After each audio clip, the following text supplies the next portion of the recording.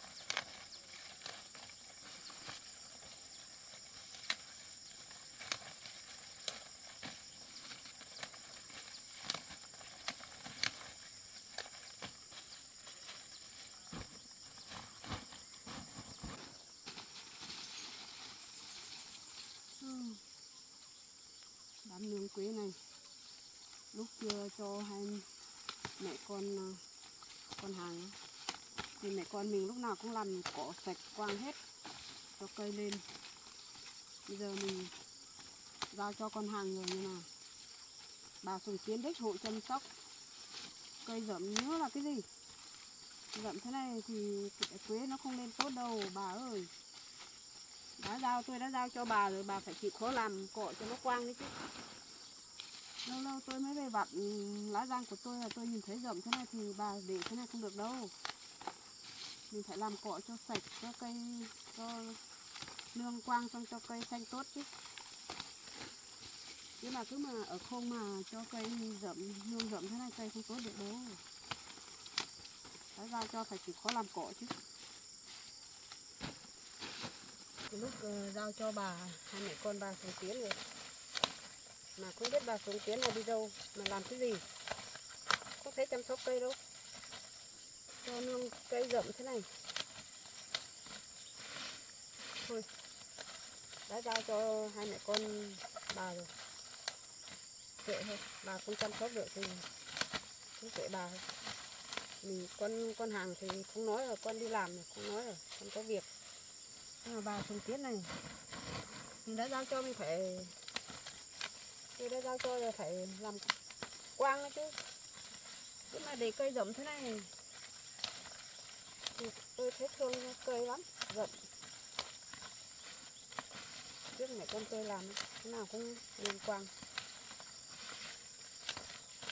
Nó đã giao cho là kệ nó. Lâu lâu mình về vặt lá nhưng mà mình nhìn thấy cây rậm mình thấy thương. Thương ngón cây này.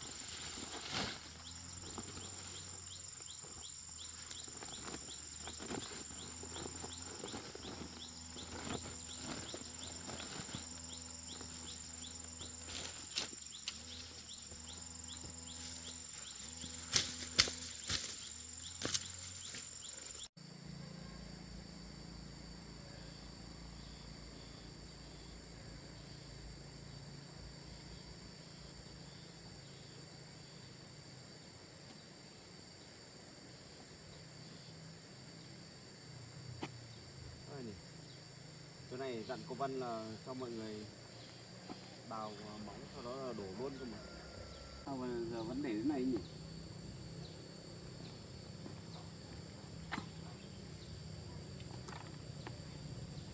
Còn chỗ này khoảng 2 mét nữa xong đổ nốt đi cho nó xong đi. Còn trả lại cái bờ ao cho người ta. Cái cô Vân này làm việc tắc trách thật đấy.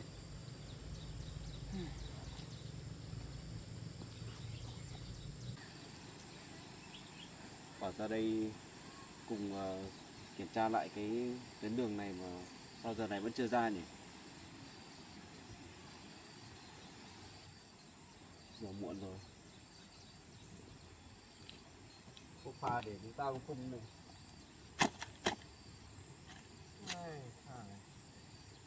Thế mà hôm qua lên nhà chị Nhật thì cô nào cũng bảo là em làm việc tốt lắm. Công việc ở ngoài công trường em làm xong hết rồi. Đấy, bây giờ ra cô pha thì để ngổn ngang thế này. Còn công việc thì còn chưa xong.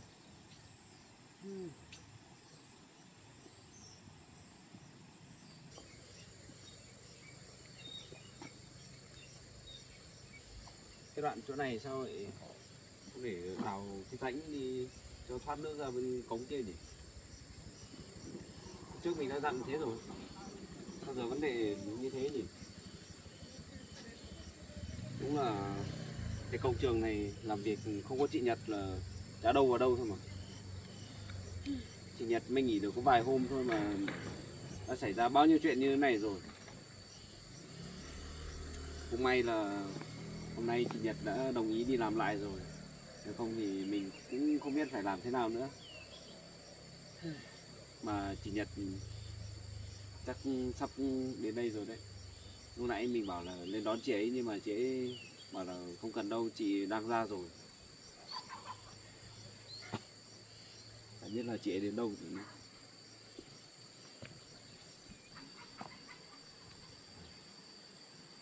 Cô Vân làm việc thì cũng là chả đâu vào đâu. Xong cô pha thì làm xong để như này phơi nắng phơi mưa này, cũng không để trồng gọn vào một chỗ. Rồi gì xỉ bê tông cũng không đập đi. Bây giờ cứ để như này tầm khoảng vài hôm là nó dỉ hết mà. Mai là hỏng hết. Lát nữa cô Vân ra đây phải nói cho một trận luôn. Lúc nào cũng bảo là tự khen mình làm việc giỏi lắm, làm việc chỉn chu lắm. Đấy, công việc làm có đâu có vào đâu đâu. Chả biết kiểu gì nữa. Mà bây giờ cũng muộn rồi, sao vẫn chưa thấy ra nhỉ? Cô Vân đi xe máy mà sao ra muộn nhỉ? Như chị Nhật đi bộ thì mình còn chấp nhận được chứ. Chị Nhật đi bộ ra muộn một chút cũng không sao. Còn cô Vân thì có xe đi lại dễ dàng mà sao lại ra muộn thế không biết.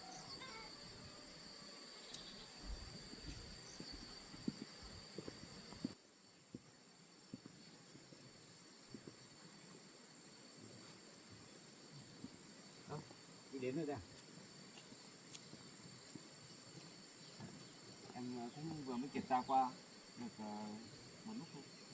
Thế chị đi bộ có mệt không? Chị đi đường tắt ra đây à? Đường này đi cũng gần hơn không? Nhưng mà đi khó hơn nhỉ? Đường này đi đường tắt này khó hơn. Nãy em bảo là lên đón chị, sao chị không ở nhà chờ? Ở nhà chờ em lên đón đỡ phải đi bộ vất vả. Hôm nay chào mừng chị đã đi làm trở lại nhé. Mọi người ở công trường nghe tin hôm nay chị đi làm lại vui lắm chị ạ. Và cũng tối đấy em cũng thông báo cho mọi người bảo là chị Nhật sắp đi làm lại rồi, mọi người vui lắm. Bảo là sắp không cần phải làm việc với cô Vân nữa nên là mọi người ai cũng phấn khởi. Cho cô Vân làm cùng mọi người một thời gian rồi mọi người ai cũng xảy ra xích mích với cô Vân ngay. Làm chả đâu vào đâu nhưng mà lúc nào cũng tỏ thái độ xong rồi quát tháo mọi người. Em cũng không ưa cô Vân chút nào cả. Đấy, cô Vân này làm việc cũng chả đâu vào đâu. đấy, rõ ràng có xe đi lại mà tận bây giờ vẫn chưa thấy có mặt đâu, chả biết là làm cái gì nữa, lúc nào cũng đi làm muộn. Em bảo ra đây cùng mọi người kiểm tra lại cái chỗ này mà sao muộn thế, chả biết là cô ấy làm gì nữa. Đấy chị xem kìa, có pha kìa, để chỗ kia một vài tấm, bên kia vài tấm, để dọc kia có chỗ vài tấm, xong rồi bây giờ xỉ bê tông cũng không đập đi, để đấy dỉ hết. Chỗ này vật liệu các thứ để lung ta lung tung. Bây giờ đấy, chị vừa mới nghỉ có vài hôm thôi mà cái công trường này không có chị thì chả ra cái gì luôn. Đấy, chị thấy chưa, may là bây giờ chị đi làm lại rồi thì em mới yên tâm hơn chứ, nếu không thì cũng không biết phải xử lý nào nữa. Một mình em thì làm cũng không hết được việc, còn giao việc cho cô Vân thì chả yên tâm chút nào. Cô ấy làm cứ chỉ có báo cáo là hay thôi, thực tế thì chả được việc gì. Chị ra bên này xem.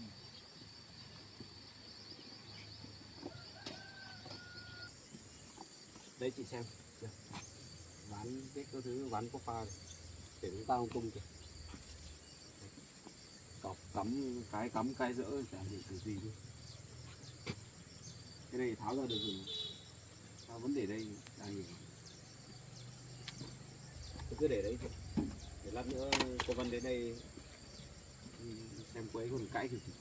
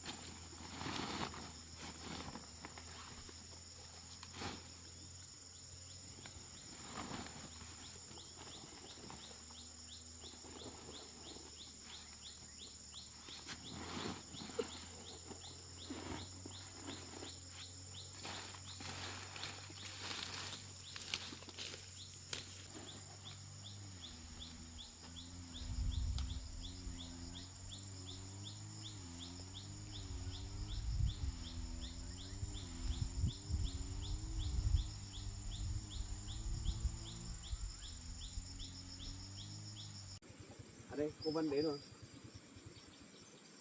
Cô Vân sao đi muộn thế? Em có tí việc nên là không đi được sớm. Có cái việc gì mà tới giờ này mới đi làm? Thì em có chút việc riêng, anh hỏi làm gì nhỉ? Em con gái ấy nhiều việc có dám nói không mà. Thôi được rồi. Hôm nay tôi có chuyện vui nên là tôi tạm chấp nhận tha cho cô lần này đấy. Anh có chuyện gì vui thế?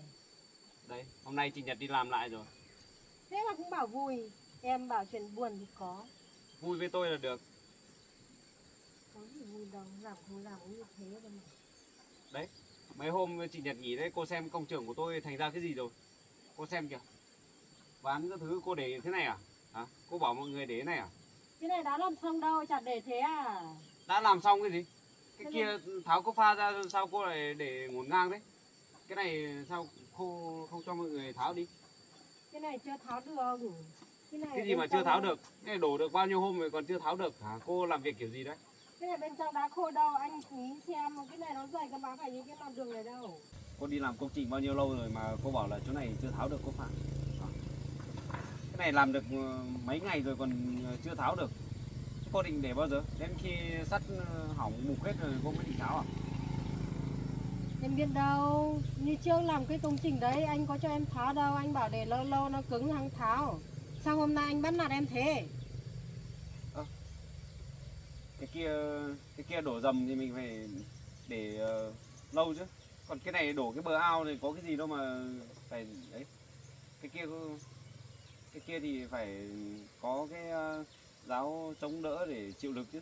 Cái này thì đặt ở trên mặt đất này thì để đấy làm gì? Thế em biết đâu, em cứ nghĩ là cái nào dày thì phải lâu tháo chứ. Biết đâu. Thế trước kia cô đi học cái gì? Hả? Em đi học, em có học ấy đâu, học xong quên rồi. Thế mà lúc nào mồm cũng tự khen bảo là mình làm việc giỏi lắm, tốt lắm. Đấy. Từ mấy cái quản lý công nhân với cả đấy. Cô xem vật liệu các thứ cô để như này có được không? Cái này chưa làm xong, để đây còn an toàn hơn đấy, anh nghĩ là anh để đất à? Để đất thì chả hơn à? Cái đống Để vật trên- liệu người ta để một đống ở trong kia. Tại sao cô không bảo là mọi người dọn con vào? Đây để ngổn ngang này. Đây. Xong rồi mai nó ra đường đi xong rồi người ta đi tông vào thì làm nào? Đến lúc làm xong thì hắn dọn, có làm sao đâu mà. Bây giờ cô đi lên kia tôi cho cô xem cái này. Còn cái gì nữa à? Cô lên đây. Bật lên.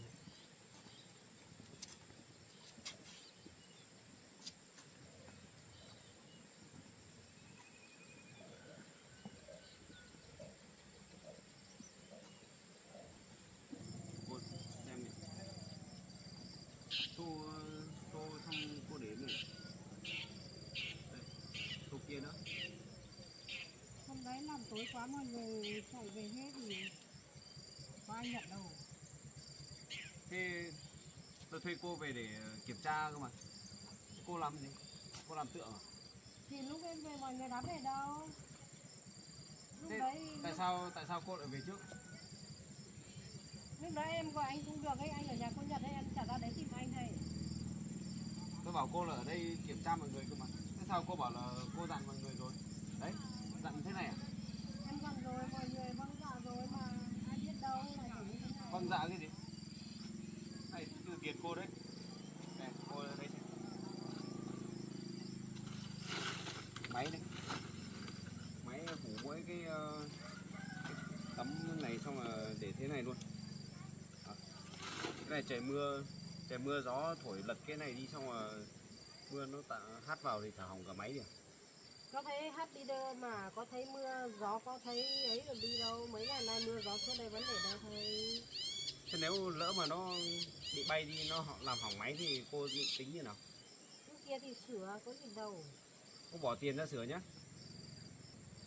Bao nhiêu lắm. Lát nữa nếu thế thì tôi bảo mọi người về khởi động lại cái máy này xem nếu mà cái máy mà không hoạt động thì cô bỏ tiền ra sửa nhé.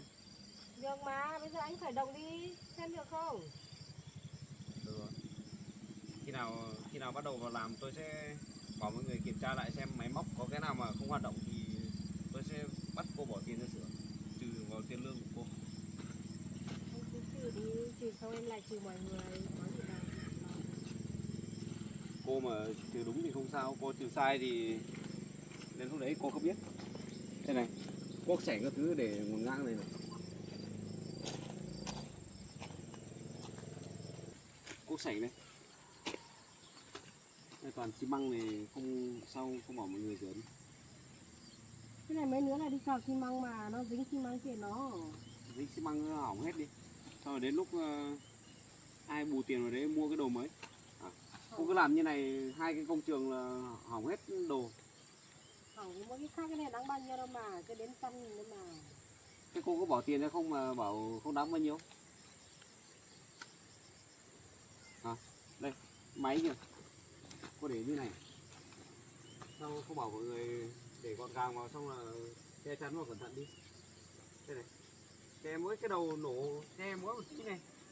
Tại biết sao Ướt hết rồi. công nhân này lại làm như thế, hôm đấy em dặn hết rồi. Bảo mọi người để cẩn thận hết rồi, sao lại để lung tung thế nhở? Lúc nào cũng bảo là em dặn mọi người kỹ rồi, em quản lý mọi người tốt lắm, nhưng mà lúc hỏi đến thì toàn chả biết sao, chả biết chăng. Tôi chả biết là cô làm việc kiểu gì luôn đấy. Lúc đấy em ở đây họ làm tốt lắm mà, chứ em đi vắng cái là họ làm như thế này ai biết đâu. Tôi bảo cô là ở đây kiểm tra mọi người 24/24 cơ mà. Sao cô lại bỏ đi? Cô đi đâu? Em đi tìm anh đấy, hôm đấy anh ở nhà cô Nhật đấy còn gì nữa. Lại hôm đấy. Sao cô cứ đổ lỗi cho hôm đấy thế nhỉ? Cái này làm việc bao nhiêu ngày rồi mà. Anh suốt ngày nhà cô Nhật kia cứ bảo em làm ở đây, xong em bảo mọi người, xong là em cứ đi theo anh. Cái đấy là việc của cô, tôi giao cho cô làm việc ở đây cơ mà. Cô lại đổ lỗi cho tôi. Cô đi tìm tôi để làm cái gì? Hả? Em thích thì em đi tìm, có gì đâu.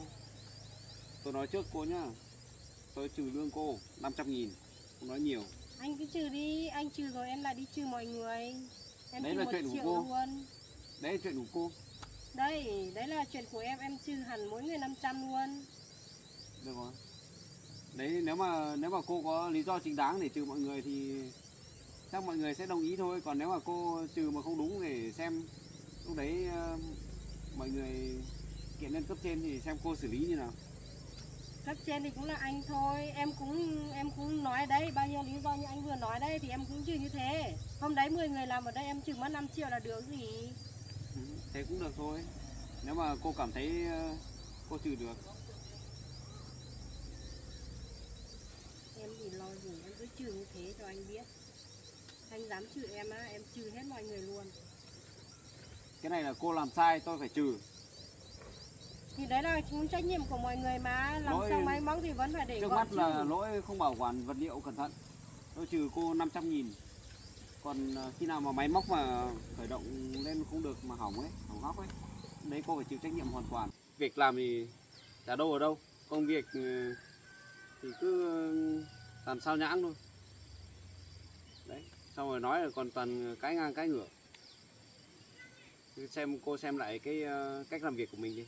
Em có cãi đâu. Thì hôm đấy em đi tìm anh ở nhà cô Nhật, lúc em đi thì mọi người chưa nghỉ việc.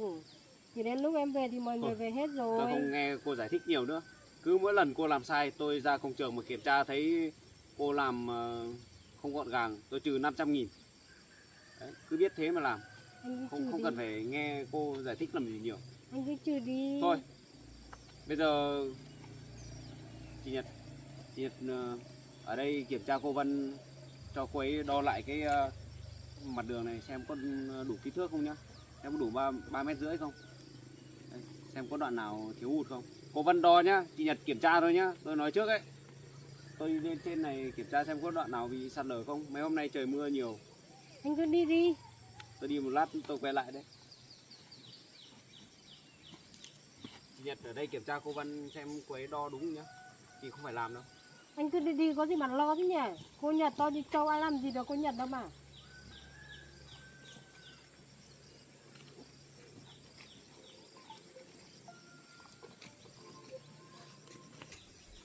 Này cô kia, quay lại đây tôi bảo. Cô tự đi đo đi, tôi mệt lắm rồi. Cô nghỉ một thời gian tôi mệt, tôi ngấy lắm rồi, lúc nào cũng tôi một mình làm. Anh Mùi thì toàn trốn đi đâu ấy. Thử đi đâu đi, không ý kiến nhiều. Đấy, cô đi làm đi, đừng có mà mách với anh Mùi nhá. Anh Mùi bảo một tí nữa quay lại đấy, cô cứ đi làm việc chăm chỉ đi. Cứ đi đo sao là để tôi ghi cho. Đi mà làm đi, tôi lừa lắm rồi. Cái khu này ấy, chỗ nào cũng là tôi giám sát. Bây giờ tôi ngấy lắm rồi. Anh Mùi thì chả quan tâm gì tôi. Tôi bây giờ tôi không muốn làm ở đây nữa rồi. Mệt lắm. Cô đi mà làm đi. Thích làm đâu. Cô thì nghỉ sướng, nghỉ từ hôm nọ đến bây giờ. Có thấy đi làm việc buổi nào đâu. Hôm nay thấy cô đi làm anh Mùi bắt đầu là lên mặt rồi đấy. Mà hôm anh ấy có như thế đâu mà. Đọc to rõ ràng nhá.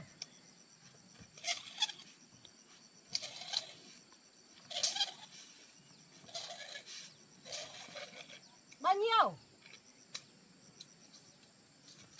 Cô đọc đi xem nào, tôi bảo cô đọc không mà dơ cái gì. Hôm nọ tôi đã tự làm tự ghi rồi. Mệt hết cả người, đã bảo đọc không biết nói rồi. Ở nhà đi. Cứ khăng lấy lòng ông nội để đòi đi làm lại cơ. Tự nhiên thấy cô đi làm lại tôi bực hết cả mình. Hết cả mắt. Mấy ngày cô không đi làm á, tôi thấy thoải mái hơn ý. Thấy bình yên hẳn ra.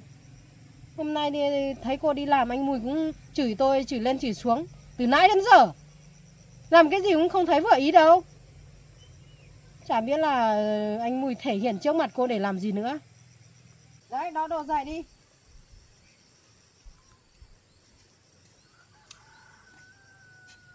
Biết rồi. Đã bảo là đọc rồi.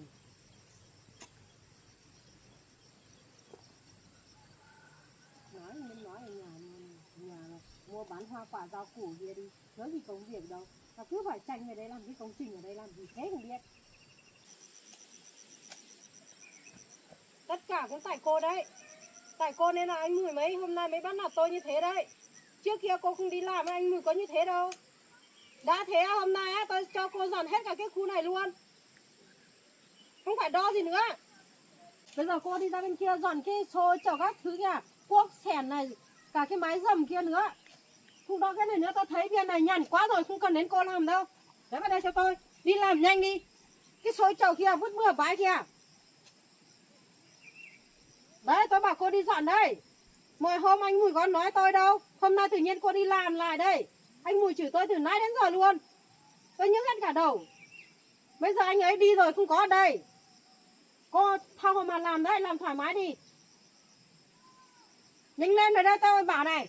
Nhiều thứ vứt bừa bãi lắm đấy.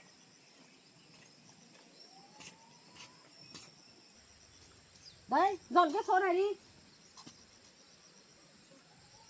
Đấy, tại cô nên là anh Mùi mới khơi ra mấy cái chuyện này đấy. Tôi thấy là anh Mùi là đang gây rắc rối cho tôi rồi. Cô đi làm đi. Việc nào chả như việc nào. Cứ phải phân biệt loại việc à. Đi làm ở công trường cái hết ngày là về có tiền thôi mà. Đấy, lương của cô với của tôi đấy cũng bằng nhau thôi mà. Tại sao công việc của cô nhàn thế? Trong khi đó công việc của tôi nặng hơn cô đấy, làm mãi không hết việc. Đấy, đi nhặt đi còn đứng nhìn làm gì. Đi làm đi, tôi bảo cô đi làm cứ đi. Mới cô nghỉ mấy ngày rồi bây giờ có biết việc nữa đâu. Để tôi bỏ việc cho cô mà làm chứ. Không phải cô đến đây chơi à? Đi nhặt đi.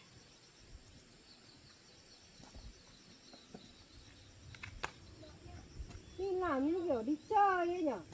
Chân tay lúc nào cũng phải trắng trẻo à. Như tôi đây này, chân lấm tay bùn làm cả ngày không hết việc. Cô làm nhanh cái tay lên xem nào. Chậm chạp thế.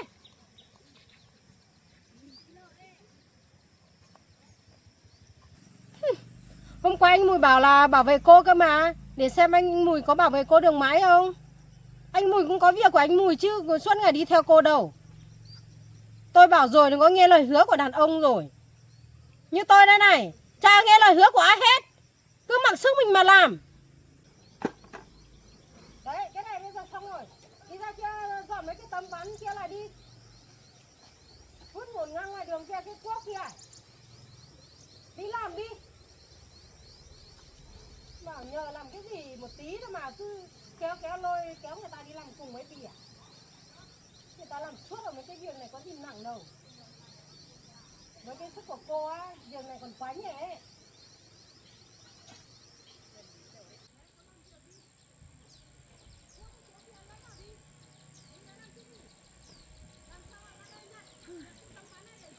Mấy hôm nay trời mưa nhiều cũng may là nó không bị sạt lở chỗ nào.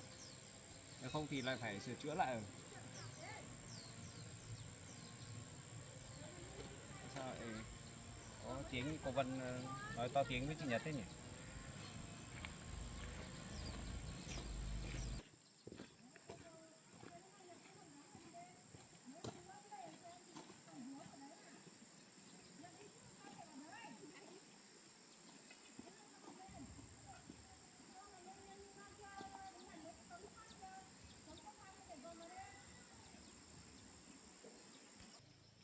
Cái cô Vân này thấy mình đi vắng mặt cái là bắt đầu lại quay ra bắt nạt chị Nhật rồi đấy. Bực mình thật đấy.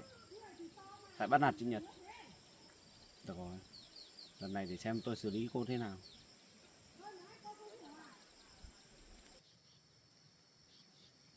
Đấy, khiêng cái tấm cốt phao ra để gòn vào đây.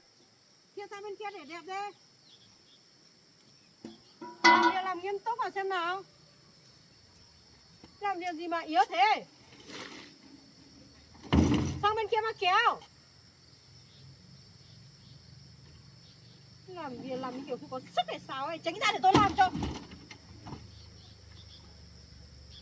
Nặng như gì ấy, cô khác tôi kéo đi đây. Kéo mạnh vào.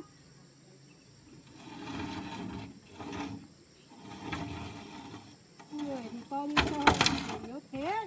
Cô nghỉ bao nhiêu ngày rồi? Kéo tầm này là khỏe lắm rồi đấy.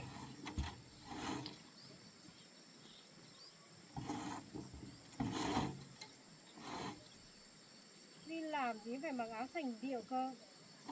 Cô tự làm đi, tôi thấy nhẹ thôi mà. Có cái gì mà nặng đâu. Cô tránh ra để tôi làm cho. Này, cô Vân, Nhẹ thôi mà. cô làm cái gì đây? Làm cái gì đâu, em đang kéo cái này đây này. Nhờ cô Nhật kéo một tí không kéo nổi. Người Sao gì cô mà lại để yếu chị thế. Nhật? Hả? Tại sao cô lại để chị Nhật? Thôi. Chị Nhật có làm sao không? Có mỗi cái này thôi kéo nhưng nhờ kéo một tí không kéo được. Chị ra đây, chị Nhật ra đây đi. Tại sao cô lại bảo chị Nhật dọn cái này? Thì lúc nãy anh bảo dọn đây, đồ phải để gọn gàng đây, không dọn à? Chị Nhật, mọi chuyện là như nào đấy? Cô Vân bắt chị dọn dẹp hết cả chỗ này á? Cả đống đồ ở trên kia cô Vân bắt chị dọn hết á? Cô Vân tại sao như vậy? Em có bắt cô Nhật dọn đâu, mới nhờ kéo cái này một tí thôi mà, cái kia toàn em dọn hết đây. Có phải không chị? Cô Vân bắt chị Nhờ dọn á? tí không nhờ được. Đấy, chị Nhật bảo là cô bắt chị Nhật dọn mà. Bắt đâu mà bắt, Lúc đi nãy làm. tôi đến tôi đã chứng kiến cô bắt chị Nhật dọn mấy cái cốc pha ở trên kia rồi. Làm việc ở công trường thì ai bắt ai, đi làm thì cùng nhau làm chứ. Nhưng mà cái này đâu phải công việc của chị Nhật đâu, tôi giao cho cô cơ mà. Việc nào chả những việc nào, chứ không phải anh giao là em phải làm đâu. Này nhá, tôi nói cô cứ cãi thế nhỉ? À, bây giờ cô làm sếp của tôi à? Thì chả thế, việc nào chả như nhau. Alo. Vâng.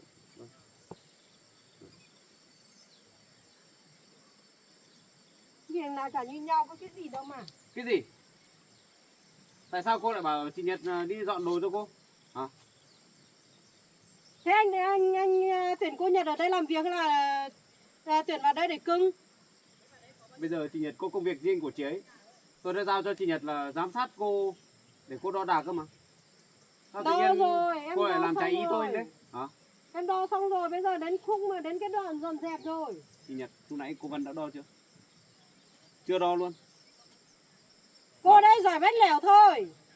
Cô Vân bảo chị Đo một hai đoạn thôi mà có cái gì mà to thế nhỉ? Tại sao cô lại bắt chị Nhật đo? Tôi nói như nào? Tôi bảo là chị Nhật kiểm tra cô đo cơ mà. Thì em bảo đấy, cô Nhật giờ này nghỉ lâu quá rồi. Cho cô Nhật làm một tí thì có sao đâu. Em làm suốt đây bao nhiêu việc vẫn em một tay làm đây. Được rồi, bây giờ cô quyền to chức lớn lắm rồi. Giờ còn vượt mặt cả tôi rồi. Tôi nói không nghe đâu. Nói đến đâu cãi đến đấy, xong là việc tôi giao cô không làm đâu. Ai dám vượt anh? Lại bắt chị Nhật làm thôi. Cô giỏi lắm rồi. Em thấy anh ấy cứ khăng khăng bảo vệ cô Nhật đấy.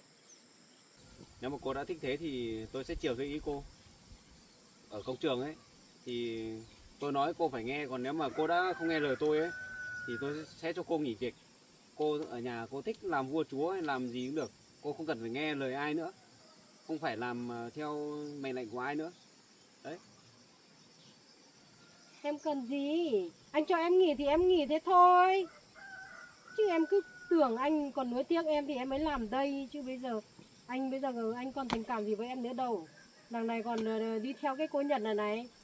Tốt đẹp lắm rồi. Hai người dạo này em thấy là tốt đẹp lắm rồi đấy. Cứ tưởng là hai người yêu nhau như thế là tốt lắm à? Để em xem. Hai người hạnh phúc được bao lâu? Được rồi. Tưởng thế là ngon Nếu à? như thế thì từ ngày mai cô không phải đi làm nữa. Chứ sao ông nội đã chấp nhận cái cô Nhật này đâu mà. Anh tự tin quá nhở. Ông nội đã nói rồi, ông chấp nhận chị Nhật. Cái chuyện đấy thì cô không cần phải lo đâu. Chuyện đấy là chuyện riêng của bọn tôi thôi. Đi làm thì cùng nhau làm, có cái gì mà sai đâu. Em giao cho cô Nhật làm một tí việc thôi mà. Giao thế cô là cấp trên của chị Nhật à? Không phải cấp trên nhưng mà cùng nhau làm thì em mệt rồi thì cho cô Nhật làm tí thôi. Anh cứ Thế bắt cô phải làm em. gì mà mệt? Cô đi ra làm ở công trường, tôi bảo cô làm cái này, cô lại đi làm cái kia. Đấy là đúng hay sai? Tôi bảo cô đi đo đạc mà cô lại bắt chị Nhật đi dọn dẹp cái này. Hả? Bảo cô Nhật làm việc tí anh cứ bênh chằm chặp ấy. Không nói nhiều đâu. Lúc nãy ở kia tôi đã chứng kiến toàn bộ sự việc rồi. Nên là tôi mới dám khẳng định như thế. Nếu mà tôi không nhìn thấy thì làm sao mà biết được cái bộ mặt xấu xa của cô. Cô chỉ cần vắng mặt tôi cái là cô lại quay ra bắt nạt chị Nhật. Thôi tốt nhất là từ bây giờ cô nghỉ việc đi, để cho chị Nhật khỏi bị bắt nạt. Xấu xa cái gì? Đi làm cùng nhau thì làm việc cùng nhau là chuyện bình thường. Lúc em không làm được thì cô Nhật làm. Thế thôi. Thế tại Không có gì đâu. sao cô không xuống làm đi, cô lại bắt chị Nhật làm? Thì em bảo hôm nay em mệt. Mệt thì cô nghỉ ở nhà đi. Đi làm gì? Nghỉ thì ai làm? Đấy, đi làm thì đi làm cẩn thận. Còn không đi làm thì thôi. Đi làm lại bắt ép người khác. Mà trong khi đó đây không phải là công việc của chị ấy. Tôi giao cho cô với chị Nhật làm việc khác cơ mà. Việc nào chả là việc. Không nói nhiều nữa. Bây giờ cô không nghe lời tôi thì tôi chỉ có cho cô nghỉ việc thôi, không nói nhiều đâu. Tôi không phải chiều chuộng cô làm cái gì. Từ bây giờ cô không cần phải đi làm nữa. Đấy. Mọi người công nhân ở công trường này cũng chả ai thích cô đâu. Họ báo cáo với tôi nhiều lắm. Nói về cô nhiều lắm đấy. Chẳng qua là tôi không muốn nói với cô thôi. Cô tưởng là tôi không biết gì à? Có cái gì đâu, anh em công nhân ý nó cũng lười làm, em nhắc mấy câu thì quay ra ghét em thế thôi mà. Nhắc cái gì? Bây giờ đi làm với chị Nhật đấy, chị Nhật cũng làm như vậy. Mà trong khi đó công việc lại hiệu quả hơn. Còn đi làm với cô thì chả đâu vào đâu, nhưng mà anh em lại ghét cô đấy. Cô xem lại bản thân mình sống như nào đi. Thời buổi nào rồi ai yêu ai ghét kệ người ta chứ. Em sống vì em chứ còn sống vì người ta. Thôi, không nói nhiều đâu. Từ bây giờ cô không cần phải đi làm nữa. Tôi quyết định tôi sẽ sa thải cô. Cái công việc này em thiết tha gì. Bây giờ anh còn chả yêu em nữa, còn đi theo cái cô Nhật này nữa, em còn ở đây làm cái gì. Em chẳng muốn làm đây nữa đâu. Không muốn làm thì càng tốt. Tôi chỉ sợ cô không chịu nghỉ đâu. Chị Nhật ạ. Làm như Em quyết định thiết tha sẽ lắm. sa thải cô Vân. Em không có cho cô Vân làm đây nữa. Không để cho cô ấy bắt nạt chị nữa. Còn cô ấy, để tôi chuyển khoản tiền lương tháng này cho cô. Cô không cần phải đi làm nữa. Ngày mai cô không cần phải đi lên công trường làm gì. Anh chuyển thì chuyển cho nhiều vào đi. Chuyển cả những cái năm thanh xuân của em mà làm ở đây với anh nữa. Thanh xuân cái gì? Thế bình thường cô nhận lương đấy là cái gì? Đấy là lương công của em thôi. Tính ra anh còn phải đền bù cả thanh xuân của em đây. Em làm ở đây nắng mưa mà với anh mấy năm trời. Được cái gì đâu. Cuối cùng đấy anh đi theo cái cô Nhật này đây. Đấy, tôi chuyển khoản rồi đấy. Cô xem nhận được chưa? Đấy. Trường hay không nó cũng như nhau thôi mà. Tính ra ấy, anh còn phải đền bù cả thanh xuân của em đấy. Thanh xuân cái gì? Bình thường đi làm đã tính lương theo tháng rồi. Đây nhá, tháng cuối này cô còn làm chưa đủ tháng đâu, tôi còn chuyển đầy đủ cả tháng cho cô đấy. 12 triệu. Anh bây giờ anh tính xem em làm ở đây với anh bao nhiêu năm rồi. Cái đấy là chuyện của cô. Cô xem cô sống như nào thì mới bị như vậy. Thôi không nói nhiều nữa. Từ bây giờ tôi cấm cô bước chân vào công trường này. Cái công trường này của anh á, anh tưởng em thiết tha lắm à? Làm việc thì nắng nôi, lúc nắng lúc mưa, mệt hết cả người. Đấy, bây giờ Chẳng cô qua là không em làm nghĩ- thì tôi tuyển người khác vào làm. Chả vấn đề gì cả. Chẳng qua em nghĩ là anh thương em nên là em cố gắng làm đây với anh thôi. Chứ em có thiết tha gì cái công việc này đâu. Nếu không thiết tha thì cô đi về đi. Đừng ở công trường của tôi làm loạn lên nữa. Tưởng em thèm lắm ý. Cô đi về đi. Đây em trả muối này. Trả muối cho anh ấy. Lần sau đừng mà bước chân lên công trường của tôi nữa nhá. Hai người á, nhớ mắt tôi đây nhá. Tôi nhìn hai người là tôi tức lắm rồi đấy nhá. Xem hai người được hạnh phúc được bao lâu. Cô cút Làm đi. như tôi thèm công việc này lắm đấy. Cô đi về đi. Đừng có ở đây làm tôi ngứa mắt nữa. Chị Nhật ạ. Bây giờ em đã cho cô Vân nghỉ việc rồi. Từ giờ ở công trình sẽ không có ai bắt nạt chị nữa. Bây giờ chị cứ yên tâm đi làm nhé. Mà lúc nãy cô Vân đuổi chị, cô Vân đẩy chị đấy, chị có làm sao không? Có đau không? Không sao đâu đúng không? Đấy em, lúc em quay về ấy, nhìn thấy cô Vân bắt nạt chị, em đã thấy bực mình lắm rồi. Chả qua là em chỉ chờ xem cô ấy định làm gì. Hóa ra là cô ấy còn dám xô ngã cả chị nữa. Chuyện này thì em không thể bỏ qua được. Thôi, bây giờ em cho cô ấy nghỉ thì không cần phải sợ nữa. Đi làm công trường mọi người trừ cô Vân ra ai cũng đều quý chị cả. Bây giờ chị cố gắng đi làm nhé. Cái túi của chị đâu? Để bên kia. Đi lấy túi của chị.